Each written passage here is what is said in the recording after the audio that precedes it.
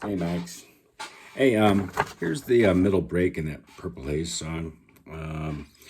The intro of the whole solo section starts on this. It's it's kind of like the intro, but it's going higher and higher. It starts on the ninth fret, slide up.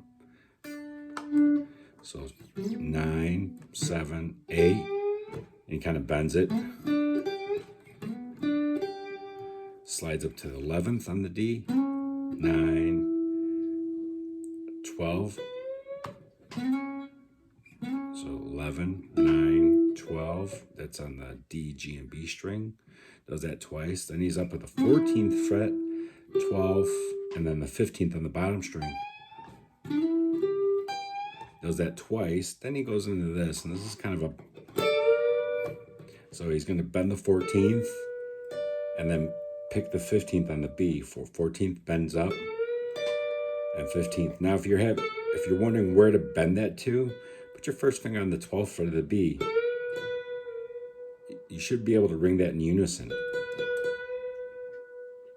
Or use your tuner, your tuner on the neck of the guitar. So anyways, that's where you're bending the note. He does that twice.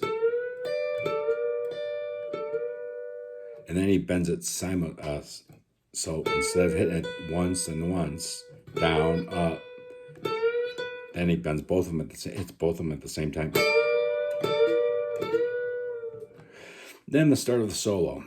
There's a couple places to play all of this stuff. So, I'm giving you these where to play it, but it's not to say I'm right. Only Hendrix would know, and he's not here. So, anyways, my guess is that he's playing it on the B string on the 12th and the 14th fret. And there is a slide there, so slides down. So 3 hammer-ons, 12 to 14, B string. Then hitting the 12th and sliding down to the 10th. Now that's one phrase, and then it's connected to another phrase. Now here's play this in a phrase.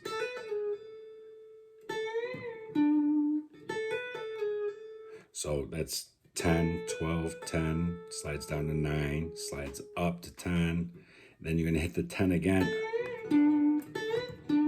Now, some people say the 9th is bent, and that could be, but I think I'm hearing the... And that's an old blues lick. Anyways. The next phrase, actually after that, you're going to take that 12th fret on the D string and slide it up to the 14th.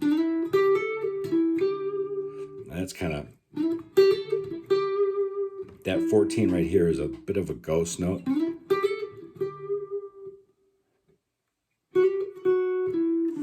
And then here's the next part of the phrase. You're going to hit that,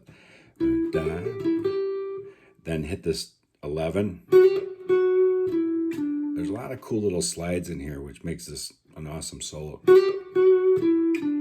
It just has so much phrasing. Then the next part of that is going to go... Anyways, it's 11, slides up to 12, and then back to 11, 14, 12. And then in that same vein of thought, it's 12, 14, 12, 10, 12. Now here's where it gets interesting. You're going to slide 14th fret on the A string.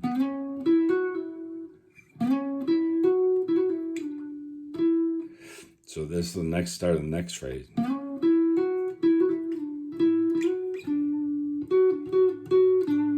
That whole thing is sliding 14 to 16 on the A string. It's really easy. 14, 16 on a D. Then it's a little hammer-on pull-off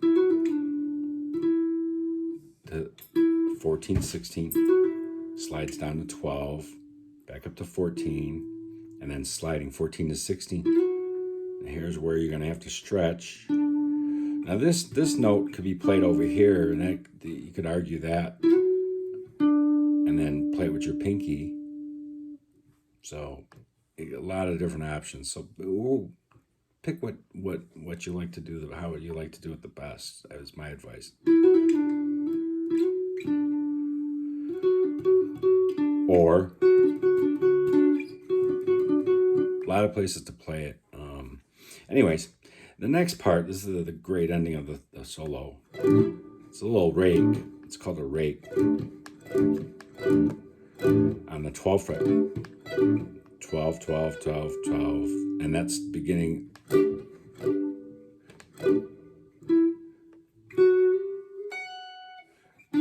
And after that, great note choices here. 14 on the D.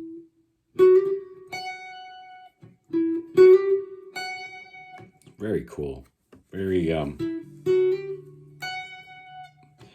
14th on the D.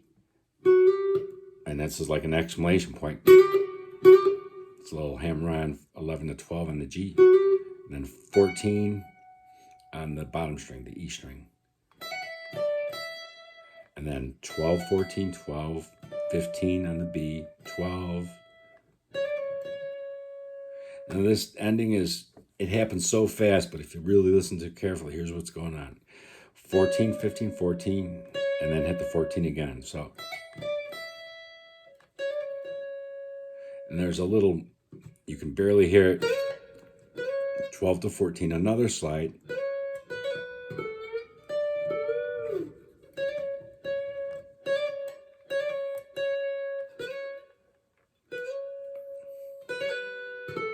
And then the last phrase is 12, 14, 15, 14.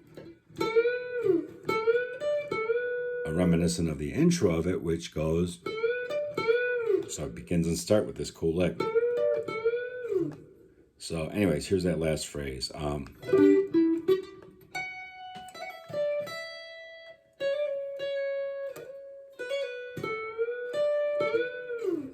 So